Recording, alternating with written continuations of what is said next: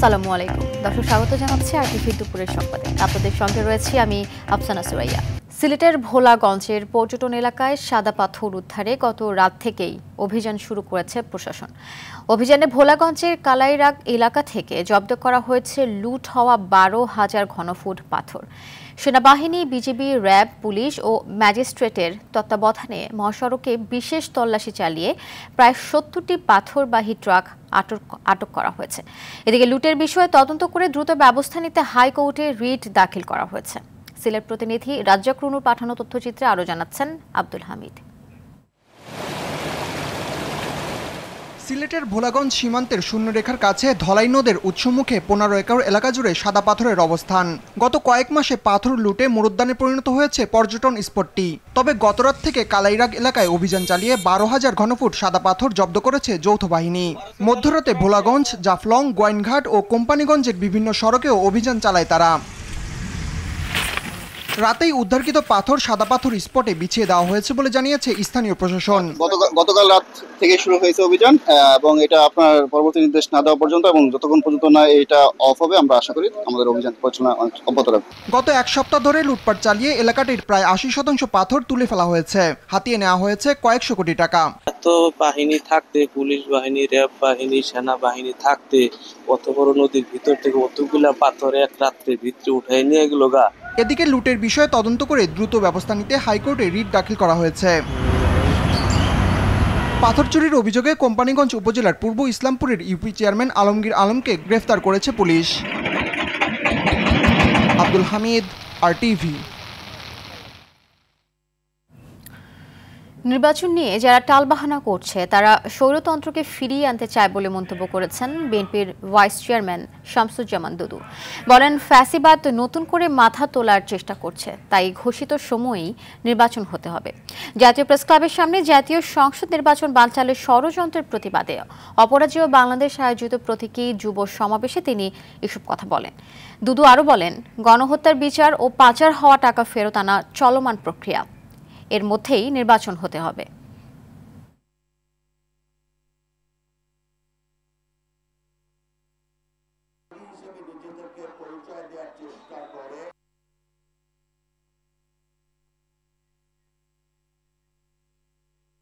গণহত্যার বিচার এবং টাকা ফেরত আনা এটা একটা চলমান প্রক্রিয়া।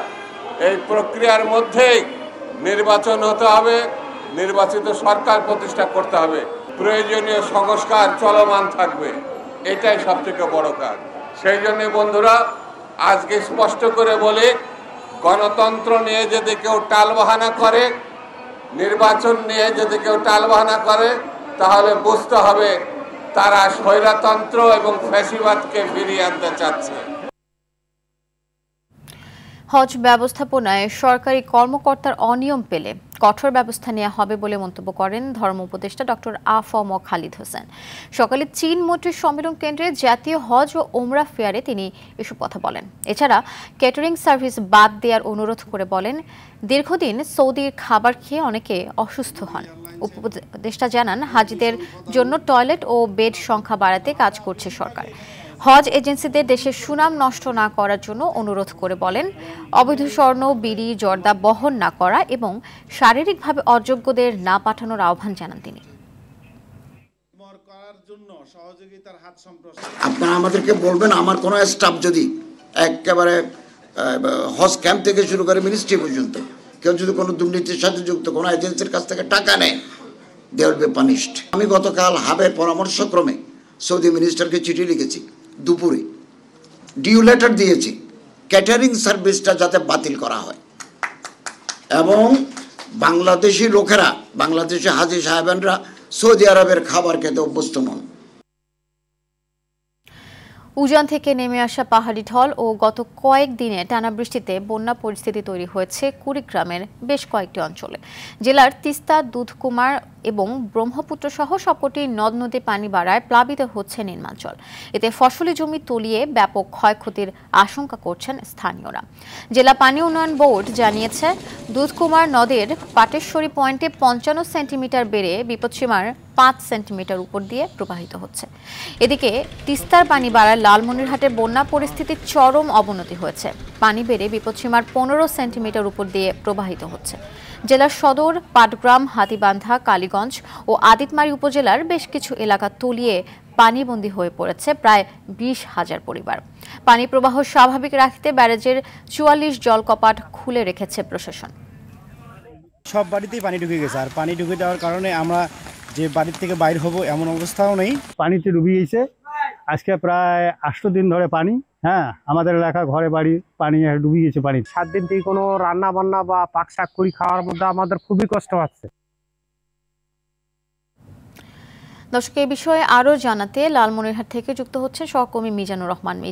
মিজান, জেলার সার্বিক বন্যা পরিস্থিতি খবর আমাদের জানাবেন। জি, আপনি যেমনটি জানতে চেয়েছেন যে বন্যার সার্বিক পরিস্থিতি আসলে খুবই ভয়াবহ পরিস্থিতি আকার ধারণ করতেছে। সকাল 9টার তথ্য মতে কিন্তু 15 সেন্টিমিটার উপর দিয়ে তিস্তার পানি প্রবাহিত হলে 12টায় আবার 3 সেন্টিমিটার বেড়ে কিন্তু 18 সেন্টিমিটার উপর দিয়ে তিস্তার পানি প্রবাহিত হচ্ছে।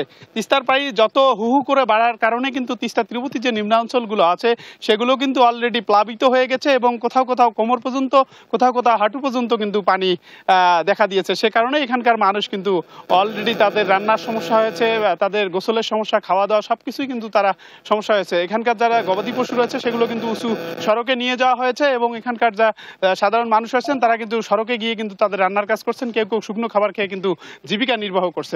পাশাপাশি আমরা পানি উন্নয়ন বোর্ডের সঙ্গে কথা বলেছি, তিনি আমাদেরকে জানিয়েছেন যে আজকে তিস্তার পানি কিন্তু গত 24 ঘন্টা আগামী 24 ঘন্টা কিন্তু স্থিতিশীল থাকবে। স্থিতিশীল থাকার পরেও কিন্তু তিস্তার পানি আবার কমতে শুরু করবে বলে পানি উন্নয়ন বোর্ড আমাদেরকে জানিয়েছেন। তবে তিস্তার পানি কমতে শুরু করলে কিন্তু এখানকার ভাঙ্গন দেখা দেওয়ার থাকে। ভাঙ্গন দেখা দিলে তারা কিন্তু তাদের যে কার্যক্রম বালির বস্তা দিয়ে তারা কিন্তু ভাঙ্গন ঠেকানোর তারা চেষ্টা করবে। তো আসলে এই ছিল তিস্তা পাড় থেকে তিস্তার ভয়াবহতার আসলে সর্বশেষ খবর। ধন্যবাদ আপনাকে। এদিকে গত কয়েকদিনে টানা বৃষ্টির জলাবদ্ধতায় চরম দুর্ভোগে পড়েছে ঢাকার ধামরাই ও গাজীপুরের কালিয়াকৈরের বাসিন্দারা। ধামরাই পৌরসভায় পানিবন্দী অবস্থায় বসবাস করছে 3 শতাধিক পরিবার। কালিয়াকৈরের কলাবাধা এলাকায় জমে থাকা পানিতে কারখানার দূষিত বর্জ্য মেশায় অসহনীয় ভোগান্তিতে এলাকাবাসী। প্রতিনিধিতে পাঠানো তথ্যচিত্রে বিস্তারিত জানাচ্ছেন আব্দুল হামিদ। ঢাকার ধামরাইয়ের 9 নম্বর ওয়ার্ডের তালতলা কমিশনার মোড় থেকে ছোট চন্দ্রাইল হয়ে ঢাকা আরিচা মহাসড়ক পর্যন্ত দেখা দিয়েছে তীব্র জলাবদ্ধতা। এলাকাটিতে রয়েছে 3টি স্কুল ও একটি মাদ্রাসা। প্রতিদিন ময়লা পানি মারিয়ে স্কুলে যাতায়াত করায় অনেক শিক্ষার্থী হারাচ্ছে পড়াশোনার আগ্রহ। বাড়ছে ডায়রিয়া, কলেরা, টাইফয়েড ও চর্মরোগ সহ পানিবাহিত নানা রোগ। স্থানীয় প্রশাসনের কাছে অভিযোগ জানালেও জলাবদ্ধতা নিরসনে নেওয়া হয়নি কোনো উদ্যোগ। আমাদের এই রাস্তায় 12 মাসই পানি থাকে, স্কুলে আসতে অসুবিধা হয়, বাচ্চারা স্কুলে যেতে চায় না এবং পায়ে ঘাও হয়ে যায় এই জলের কারণে। শুধু এই পানি থেকে ঠান্ডা, জ্বর, কাশি, শরীরে ইনফেকশন হয়ে গেছে। গত 3 বছর যাবত এই পানি শুকায় না। পানিটা যেখান থেকে নিষ্কাশন হবে সে কোনো ব্যবস্থা করে নাই। তারা আইসা দেখে কোনো কার্যকর কোনো পদক্ষেপ তারা নেয় নাই। গাজীপুরের কালিয়াকৈরের কলাবাধা এলাকায় বৃষ্টি ও কারখানার দূষিত বর্জ্যের পানিতে জলাবদ্ধতায় নাকাল এলাকাবাসী। পরিকল্পিত ড্রেনেজ ব্যবস্থা না থাকায় শিল্প কারখানার দূষিত বর্জ্যের পানি স্থানীয় খালে গিয়ে পড়ে। বৃষ্টিতে খাল তলিয়ে সীমাহীন দুর্ভোগে পড়েছেন বাসিন্দারা। হুমকির মুখে জনস্বাস্থ্য। গার্মেন্টস শ্রমিক, তাদের লাঞ্চ টাইমে অনেক অসুবিধা হয়, মানে চলাচলে অনেক অসুবিধা হয়। এটা বৃষ্টি হলে এক মাজা পানি হয়ে যায়, আর একদিন বৃষ্টি হলে 3 দিন ঘরে বয়ে থামান লাগে।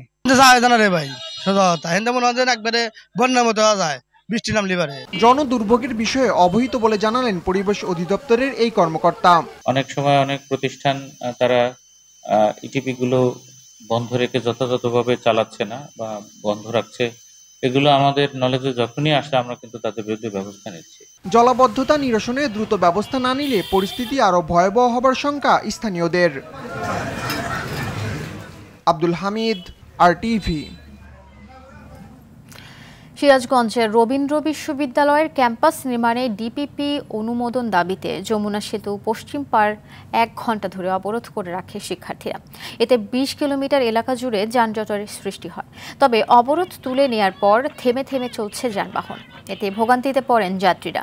পরে প্রশাসনের আশ্বাসে 1 ঘণ্টা পর অবরোধ তুলে নেন শিক্ষার্থীরা। এদিকে বিভিন্ন দাবিতে ডিপ্লোমা ইঞ্জিনিয়ারিং শিক্ষার্থীরা গাজীপুরের ডুয়েট এলাকায় ট্রেন আটকে রেখে বিক্ষোভ করেছেন। এতে রাজশাহী থেকে ছেড়ে আসা ঢাকাগামী বনলতা ট্রেন আটকে রাখে তারা। এতে প্রায় 40 মিনিট উত্তরবঙ্গের সঙ্গে ট্রেন চলাচল বন্ধ থাকে। পরে শিক্ষার্থীরা সরে গেলে ট্রেন চলাচল স্বাভাবিক হয়।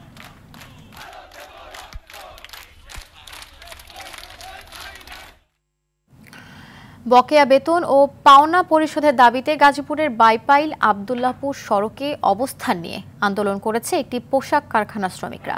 সকাল থেকে নাসা গার্মেন্টসের শ্রমিকরা সড়কে অবস্থান নিয়ে আন্দোলন শুরু করে। এ সময় আন্দোলনরত শ্রমিকরা আশপাশের খোলা কারখানাগুলোতে হামলা করার চেষ্টা করলে 11টি কারখানা ছুটি ঘোষণা করে কর্তৃপক্ষ। পরে আইনশৃঙ্খলা বাহিনীর উপস্থিতিতে ছত্রভঙ্গ হয়ে যায় তারা।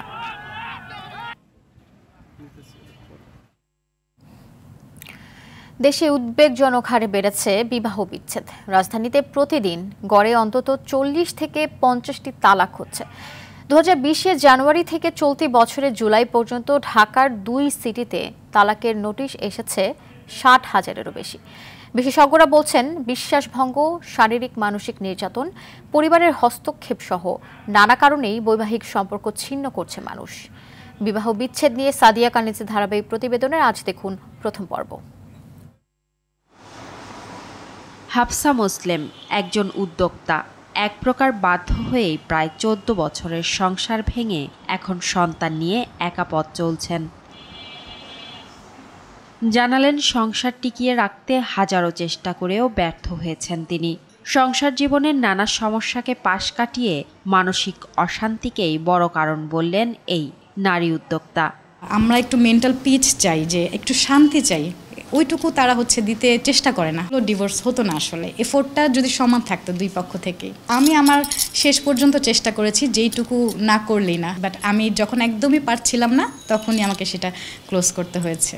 এমন সিদ্ধান্তে শুরুতে পরিবার আর সমাজের রক্তচক্ষু ও কটূক্তির শিকার হতে হয়েছে তাকে। বিচ্ছেদের পর সন্তানের ভরণপোষণ বাবার দেয়ার আইন থাকলেও কোনো সহযোগিতাও পাননি তিনি। বাইরে যেমন সমালোচনা, ফ্রেন্ড সার্কেল, আত্মীয় স্বজন, প্রতিবেশীদের কাছ থেকে শুনতে হয়েছে, ঘরেও শুনতে হয়েছে। সেটা অনেক দিন পর্যন্ত ছিল, এতটা সহজ ছিল না আসলে লাইফ লিড করাটা।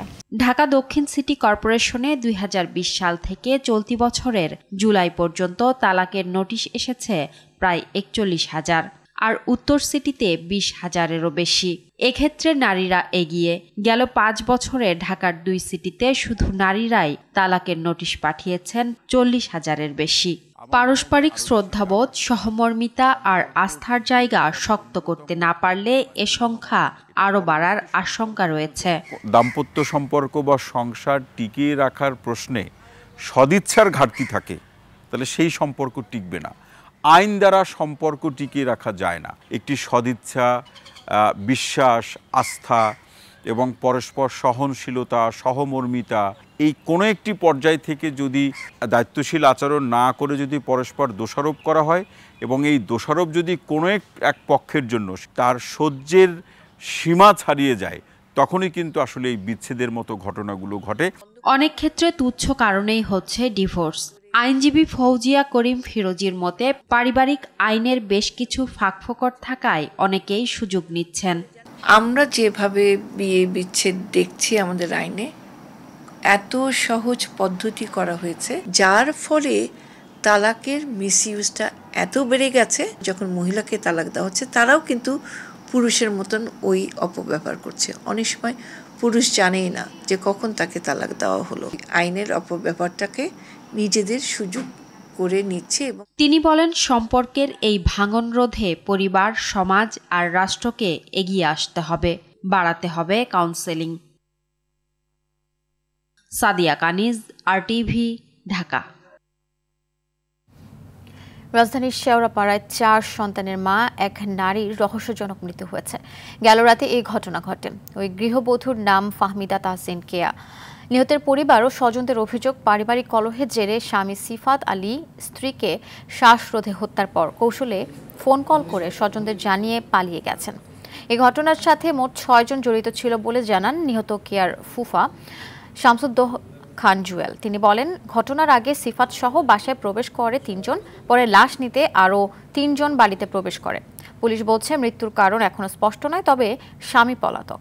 নিহত ওই নারী পশ্চিম শেওড়াপাড়ার শামীম সরণির 322 নম্বর মেট্রো পিলারের উল্টো পাশে অনামিকা কনকর্ড অ্যাপার্টমেন্টে স্বামী সন্তান নিয়ে থাকতেন। রাজধানীর বনানীর 11 নম্বর রোডে 360 রেস্টুরেন্ট অ্যান্ড শিশা বারে রাহাত হোসেন রাব্বি নামে এক যুবককে ছুরিকাঘাতে হত্যা করা হয়েছে। হত্যাকারীরা রাব্বির পূর্ব পরিচিত এবং তাদের সঙ্গে সে প্রায়ই এ বারে আসত। বৃহস্পতিবার ভোর রাতে বনানী থানার 11 নম্বর রোডে 360 শিশা বারের সিঁড়িতে এ ঘটনা ঘটে। প্রত্যক্ষদর্শীরা জানায়, রাহাত হোসেন রাব্বির ও শিশা বার থেকে নামার সময় কয়েকজনের সাথে তার কথা কাটাকাটি হয়। এক পর্যায়ে তারা রাব্বিকে এলোপাতাড়ি মারধর শুরু করে। হামলাকারীরা রাব্বিকে ধারালো চাকু দিয়ে বাম উরুতে 3টি এবং ডান হাতের কনুইতে একটি গুরুতর জখম করে। খবর পেয়ে ঘটনাস্থলে পৌঁছে বনানী থানার পুলিশ নিহতের মরদেহ উদ্ধার করে কুর্মিটোলা জেনারেল হাসপাতালে পাঠিয়েছে। পুলিশ বলছে, হত্যায় জড়িতদের শনাক্ত ও গ্রেপ্তার করতে বার ও আশপাশের সিসিটিভি ফুটেজ সংগ্রহ করা হয়েছে। শনাক্তকারী যে আসামি, ওই ব্যক্তির সাথে আসা যাওয়া আছে, দেখা সাক্ষাৎ আছে, কথা চলে, সে তার দুইজনের পরিচয়। স্টেপ করছে একজন, আমরা সিসি ক্যামেরা দেখছি, তার সাথে 4-5 জন আছে। আমরা তদন্ত করে যখনই কোনো ত্রুটি পাই সেখানে আমরা অভিযান পরিচালনা করে তাদের বিরুদ্ধে আইনগত ব্যবস্থা। জুলাই গণঅভ্যুত্থানে আলেম ওলামা ও মাদ্রাসার শিক্ষক শিক্ষার্থীদের অবদান স্মরণে গতকাল কাকরাইলে সেমিনার অনুষ্ঠিত হয়। সভাপতিত্ব করেন মাওলানা আবু তাহের জিহাদি এবং প্রধান অতিথি ছিলেন ধর্ম উপদেষ্টা আফম খালিদ হোসেন। বক্তারা বলেন, 16 বছরের স্বৈর শাসনের পতনে আলেম ওলামা ও ছাত্র শিক্ষকদের ভূমিকা অনন্য, যা জাতি চিরদিন মনে রাখবে। তাদের আন্দোলনের কারণে স্বাধীন রাষ্ট্র ফিরে এসেছে। জুলাই সনদ ও ঘোষণাপত্রে এই অবদানের স্বীকৃতি এবং রাষ্ট্র বিনির্মাণে সকলের ঐক্যের আহ্বান জানানো হয়।